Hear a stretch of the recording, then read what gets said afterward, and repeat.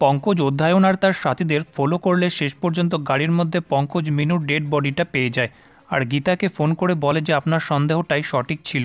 গীতা অবাক হয়ে যায় আর তার পরিবারের সবাইকে খবরটা জানায়। গীতা প্রচণ্ড ভারী মন নিয়ে পরিষীকে বলে যে মিনু মারা গেছে। জানার পর পরিষী ভীষণভাবে কান্নায় ভেঙে পড়ে। ওদিকে সিনহা বাড়িতে সবাই প্রচণ্ড টেনশনে এসে যায় যে পুলিশের হাতে মিনুর ডেড বডিটা লেগে গেছে, এবার তাদের কি হবে। অধরা বলে যে তোমাদের কারো টেনশন নেওয়ার কোনো প্রয়োজন নেই। তারপর সে তার আঙ্কেলকে ফোন করে বলে যে তারা বিপদে পড়েছে, রাতের মধ্যেই তাকে দেখা করতে হবে।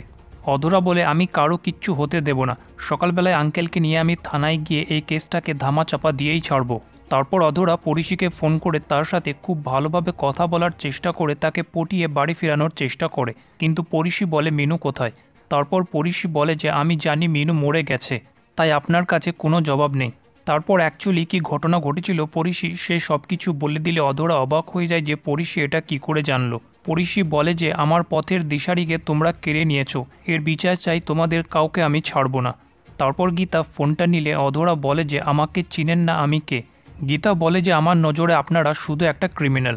তারপর গীতা পরিষীকে নিজের বেডরুমের মধ্যে নিয়ে গিয়ে বলে যে আপনি আজকে রাতে এখানেই কাটাবেন। মেহেক বলে বৌদি এটা তো তোমার আর ছর্দার ঘর। গীতা বলে এখন পরিষীর দায়িত্ব আমার। অন্যদিকে অধ্যায়ন অধরাকে বলে যে স্কুটির মালকিনটা খুঁজে পাওয়া গেছে, ওর নাম গীতা গাঙ্গুলি, ওর ঠিকানাটাও পেয়ে গেছি, ও একটা বস্তিতে থাকে। অধরা বলে যে তাহলে দেরি কিসের, যাও ওর ঠিকানাতে আর পরিষীকে তুলে নিয়ে চলে আসো।